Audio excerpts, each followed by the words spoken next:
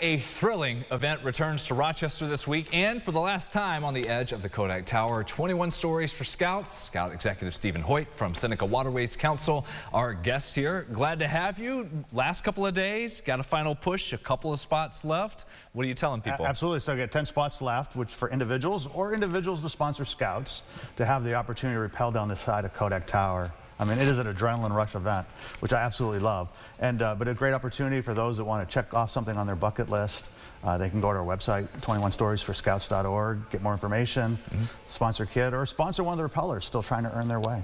Behind the scenes, what do the sponsorships do for you for the rest of the year? This has just been a great event to raise money to provide scouting in lower income communities. I mean, I think one of the things, we're blessed. If you live in the suburbs, there's scout programs everywhere. But if we're going to have them in the lower income communities, we got to pay staff to go in and run them. We have to provide camperships. We have to provide financial support, books, and uniforms for these kids to be able to experience a program like any other kid. And so this has been, for us, the single greatest fundraiser we have to help provide scouting in our low income communities. And it's not just the city of Rochester, some of our rural communities as well. As part of the preview, we're going to have meteorologist Leanne Byer, Alec Richardson. I hear one of our photogs going to be doing this, so they get out there the day before. And how does this day work with getting everyone down there, and just what's some of the response when people do it? Yeah, so for us, we contract with a company called Over the Edge. They're from Nova Scotia. They give us all the equipment. It's about a 2-hour experience. You go through training and gear up, and you don't leave training until you're fully prepared for the experience. And quite honestly, I think training's harder than the actual event itself. But people get into it. Kodak gives to us, donate to us these 3D cameras, which are amazing. They're like a 360-degree GoPro, but it's a Kodak camera. And so we kind of videotape that entire experience. And most people tell us, the first time they rappel, they're just so into the mechanics of it. Just working the release mechanism and rappelling and focusing on what I have to do.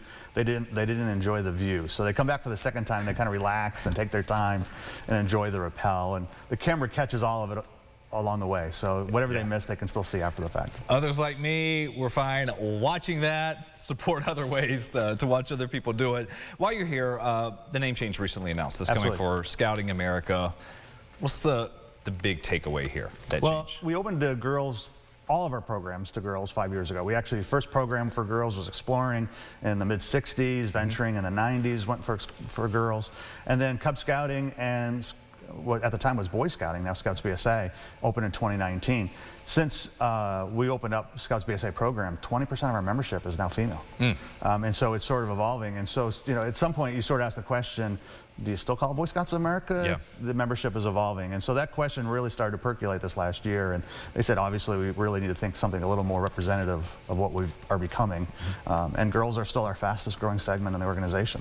And they have been since COVID, and hopefully will continue for some time.